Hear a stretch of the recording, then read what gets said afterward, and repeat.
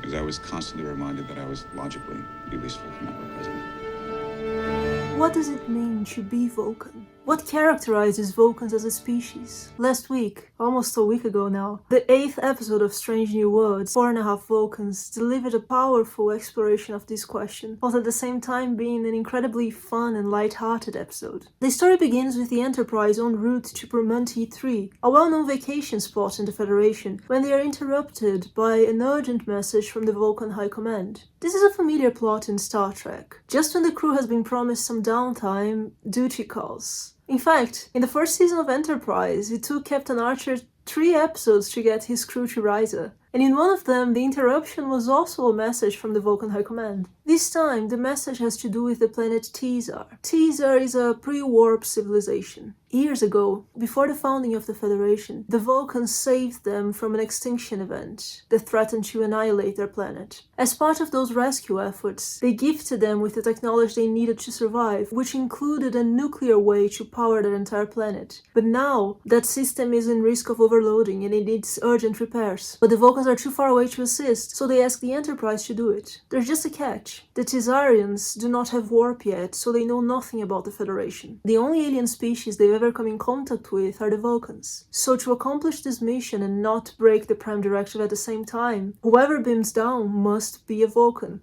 And since Spock is the only Vulcan on board the Enterprise, this means some of the other crew members will have to become Vulcans in some way. There have been many Star Trek stories that use this concept of someone changing their appearance to become someone else, and specifically to become a version of themselves in a different species. Captain Sisko did it to become a Klingon with Miles and Odo in Deep Space Nine. Captain Picard became a Romulan for a while when he needed to find Ambassador Spock. Riker disguised himself as a Markorian for a reconnaissance mission prior to first contact with a species that was about to develop warp speed.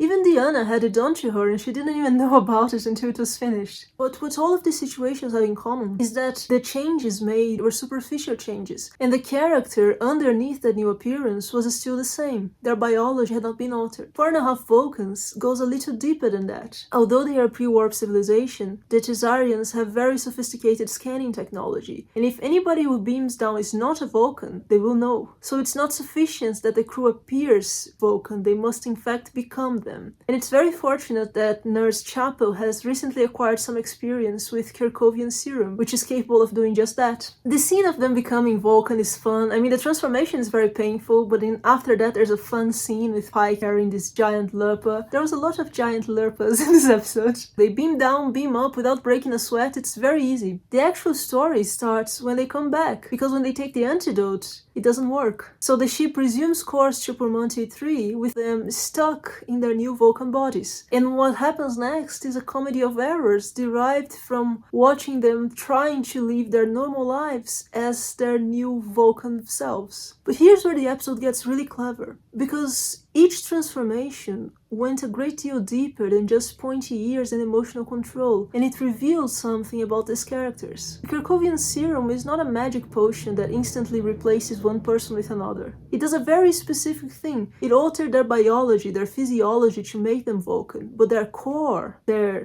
katra, as they talk about it in the episode, is still human. And the way each of them responded to the new physiology had everything to do with who they were before, their personality, and the different situations they were facing in the most recent episodes. Captain Pike's transformation may have been the most telling. Earlier in the episode, he had this nice scene with his girlfriend, Captain Battelle, where they were training together, and she was talking to him about how she's ready to get back to work now that she's sort of recovered from her Goan problem, and she wants to put up a dinner to talk to her boss to try and convince him that she's fit to return to duty. So when Pike becomes a Vulcan, he uses his meticulousness to help her impress her boss during dinner, but he also clings on to logic the way we see Vulcans do sometimes, to point out all the logical reasons for which she should actually remain on the ship. It was very interesting. It was like we were watching the struggle that was playing inside him, of one side of him wanting to support her in her choices and the other side of him wanting to be together for longer. Nurse Chapel was dealing with an entirely different thing, because when she became a Vulcan, she became obsessed with her scientific development. And this makes a lot of sense. because ever since Strange New Worlds started, we have seen her struggle to balance her emotional needs with her professional ambitions and her desire to become a better scientist, a better nurse. As a Vulcan, the dilemma disappeared because she could pursue knowledge obsessively without worrying about the messiness of her human emotions.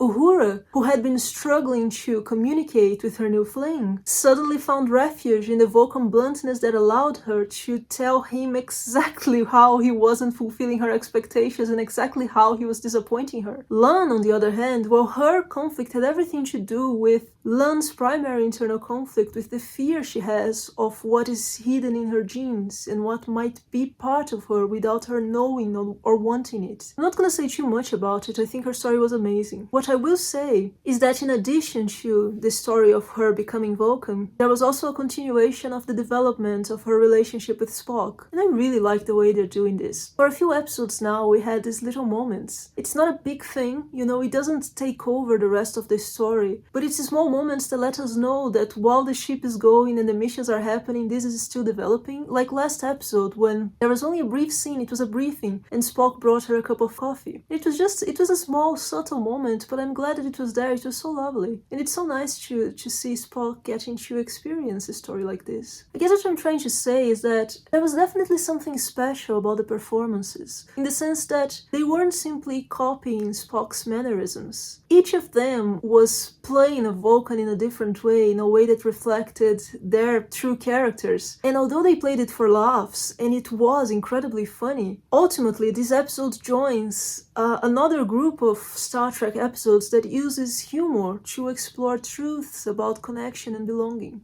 I'm thinking of the early seasons of The Next Generation when Data begins his exploration of humor, or in Deep Space Nine when Odo is struggling with the emotions of the solids. Except that this time it went the other way around, because these stories are usually about the character becoming more human in understanding humanity, but this time it was about humans understanding Vulcans a bit better, and it was wonderful. In fact, I think this episode demonstrated a profound understanding of what it means to be Vulcan. When people think about Vulcans, they think of the Vulcan salute, they think of pointy ears and green blood, but perhaps most of all, people think of a lack of emotion. We have even seen this attitude from many characters in the Star Trek universe, and it's understandable because of the way Vulcans present themselves, but it's not true. And every now and then, we get an episode that dives into this and leans on to what it really means to be a Vulcan. One of my favorite episodes that talks about this, and the episode isn't about this is like a small moment in it, but it's one of my favorite episodes of Voyager. It's an episode called Muse, which I think is in the 6th season of Voyager.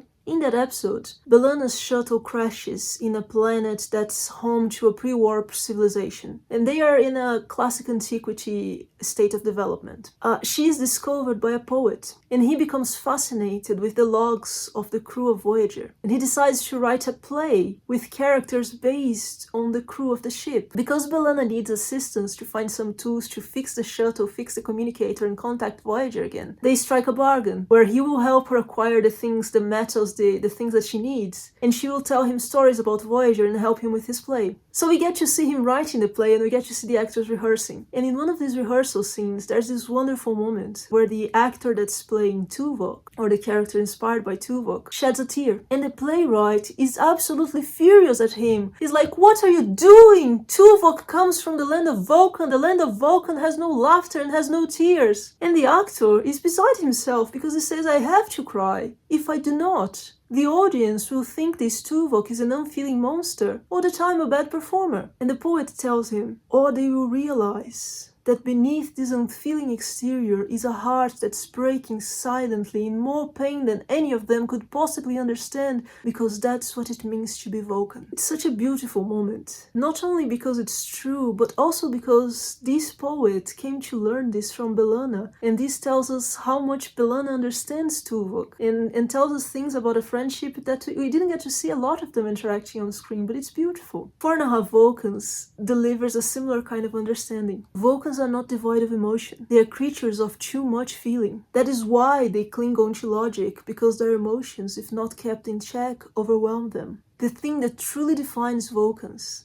beyond their appearance, beyond the scorching heat of their desert world, beyond even their attachment to logic, is that they are creatures of too much feeling. Their emotions are wild. They are passionate and intense, they overwhelm them. Logic is not in their nature. It is the solution they have discovered to cope with what is their nature. Everything in this episode was about how Vulcans feel too much. Each crew member experienced Vulcan intensity in a different way, and through them, we were reminded of the emotional depth hiding behind Spock's restraint. The Doug subplot deserves attention here, because it represents something we rarely see in Trek. A Vulcan who openly embraces emotional connection whilst maintaining his Vulcan identity. His relationship with Una, his fascination with humans, he illustrates that there are different paths, different from the orthodoxy we generally seeing Vulcan characters, that we saw in Captain Batel's boss, for instance. And you know, science fiction and fantasy is sometimes guilty of leaning too much into a single characteristic of an alien species or a fantastic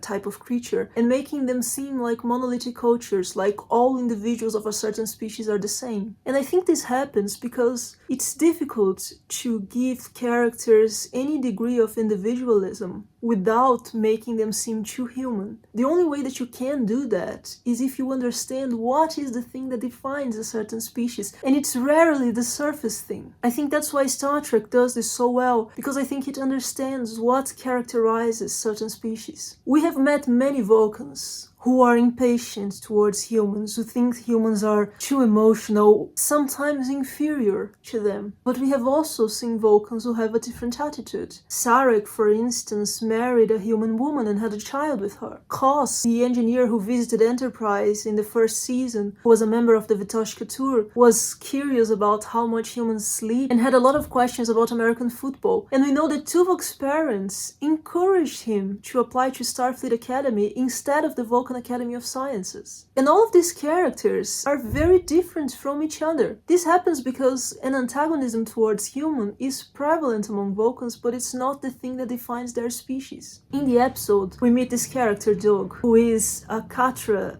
expert, a Vulcan spiritualist. But outside of his specialism, he has a fascination with humans. And some of it may have come from his parents, because we learn that his parents gave human names to all of their children. He engages Spock in a conversation about humanity, something we got to see in a post-credit scenes of all things. So here's Strange New Worlds playing with genre again and giving us something new once more. And it was wonderful to see, because he was a Vulcan who didn't see Spock's human half as something negative. A Vulcan who believed that Spock was more because of his human half and not despite of it. And it's so very rare that Spock gets this kind of interaction. It was very cool to see. As he said, as the ancient human said it, very cool. Outside of the main story, the episode had a little bit for everybody on the ship. In the very beginning, there was a scene between Una and Lan talking about how Una is not planning on using shore leave. And it was a callback to the very beginning of Strange New Worlds, when the two of them decided to play Enterprise bingo when they discovered that the lower decks crew were calling them where fun goes to die. We also got to see quite a bit of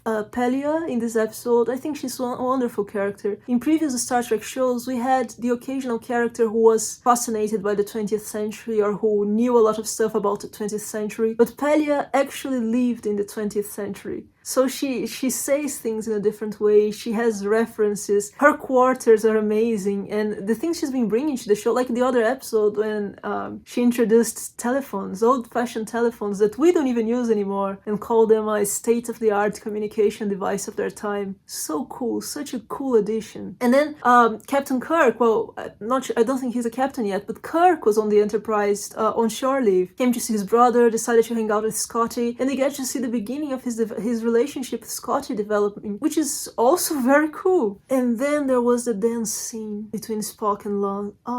It was a fight that became a dance, and it was so amazing. I mean, I have watched this episode multiple times since last Thursday, but I've been skipping that scene because it's just a lot. It's something to be saved for special moments, you know?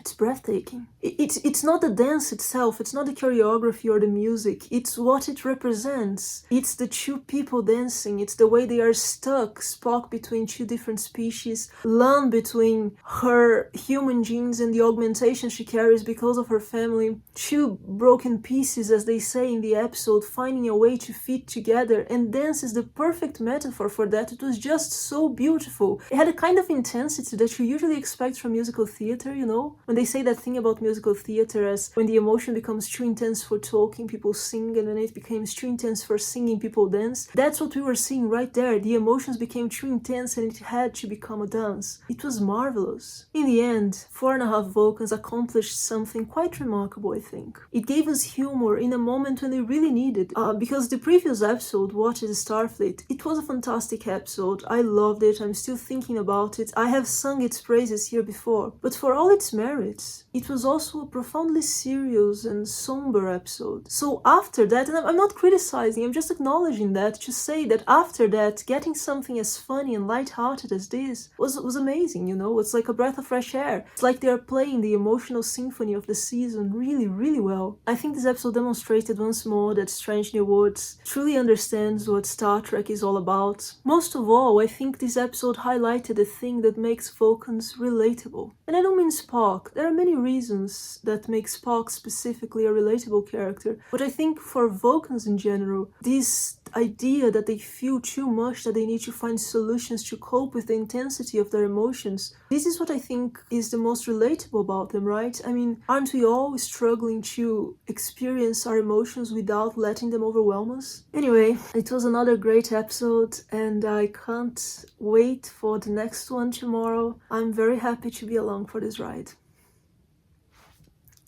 Live long and prosper.